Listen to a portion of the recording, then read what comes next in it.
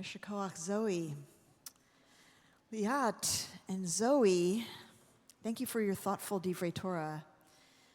Now, I mentioned before, this section you were commenting on. You commented on one verse, but the larger section is by some considered a text of terror in our Torah. People often will not chant it out loud, but whisper it when they chant it, because the curses that it describes are extremely severe.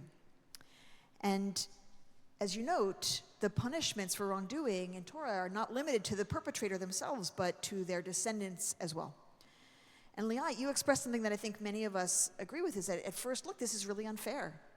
You went on to help us consider the ways that people who are silent bystanders, who enable sins to take place without interrupting them or protesting them, are actually responsible also for those sins. And Zoe, you went on to consider what our later tradition says would be fair punishment, bringing Ezekiel to argue that everybody should be punished only according to their own wrongdoing, and Maimonides to urge mercy, and Rabbi Stephen Carr Rubin taking us in the direction that I want to go, which is the distinction between punishment and consequence. When we look at this passage from the perspective of consequences, we see that whether it is fair or not, consequences really do affect not just the perpetrator, but a whole range of people who did nothing wrong. We like to think of ourselves as individuals. We are in such an individualistic society and culture, it's hard to even imagine ourselves from any other perspective, but Torah does not primarily, and Judaism does not primarily see us as individuals, but as members of a collective. What one person does often, I would say always, affects other people. What a portion of society does can affect the whole society. What one generation does affects many following generations. We know that this is true within families, that something like addiction or abuse or other trauma affects children and then grandchildren, and sometimes even great-great-grandchildren. We know that this is true in society. For example, the people who are obstructing common sense gun reform are causing the deaths of thousands of unrelated people who did not make that choice. 46,728 deaths last year alone. Your generation is living with the consequences of that, and also of the failure of previous generations to live on the earth in a sustainable way.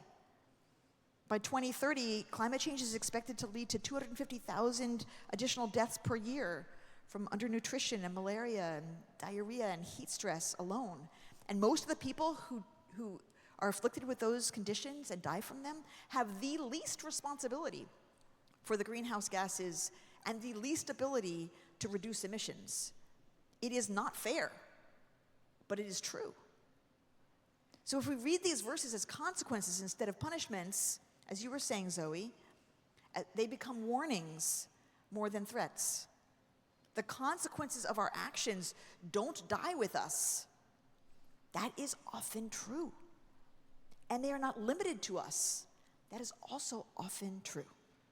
So therefore, our tradition is saying to us, think carefully, pause, stop before you do the wrong thing. Because the harm you cause will ripple out far beyond what you can see. We are as you heard, less than 2 weeks away from Rosh Hashanah. This time of year for the Jewish people is all about accounting for our souls, an honest reckoning with the harms that we've done in this year, in this last year, small and big, or in really any of the years of our lives. It's not just a reckoning, it's also a beckoning to come closer to our conscience, to our God, to taking responsibility for repairing harm, for saying I'm sorry, for making amends, for seeking forgiveness.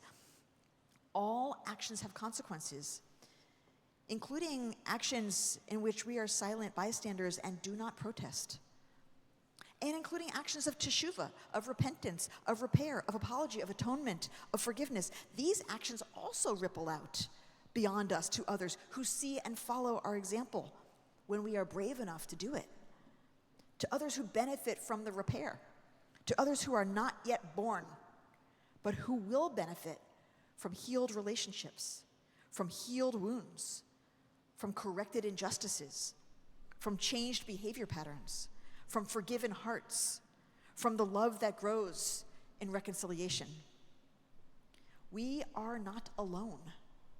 As Rav Joseph Soloveitchik writes in Kol Dodi Dofek, this feeling of belonging to and responsibility for our fellow human beings is essential. Soloveitchik says that what he sees in the book of Job is a person who, through his suffering, learns to no longer see himself as a separate individual, but to see himself as inextricable from community, to, quote, feel the community's hurts, to mourn its disasters, to rejoice in its moments of celebration. And not only, I'm now speaking, not only is that empathy essential, but also it becomes a sense of mutual responsibility. After all, in a few weeks, we will confess to wrongdoing that we may or may not have done ourselves individually, but we'll confess in the first person plural. And Soloveitchik says the I is not exempt from its obligation so long as his neighbor has not fulfilled that which is incumbent upon him or her. Given that we are affected by each other's actions, we are also to some degree responsible for them. And that is why the Talmud tells us that if we have the power to protest harm that someone else is committing, like cyberbullying, and we don't protest, we are liable for that harm. The idea of interconnectedness is articulated in many ways in Judaism for the Jewish people, but it's also articulated for American society by leaders like Martin Luther King, who said, we are caught in an inescapable network of mutuality, tied in a single garment of destiny. Whatever affects one directly affects all indirectly. That means that we ourselves can all be part of healing not just ourselves, not just our own personal relationships, but the whole web around us. This is our time, Jews. This is when we step up as a people, when we have the courage to look at ourselves, to address what we've done, to apologize, to fix it. I promise that if you do, on small things and large, you will unburden yourself and feel that you have the agency and the ability to change your life. Let's make the most of these remaining 2 weeks of this year. I'm wishing all of you a Shana Tova. Shabbat Shalom.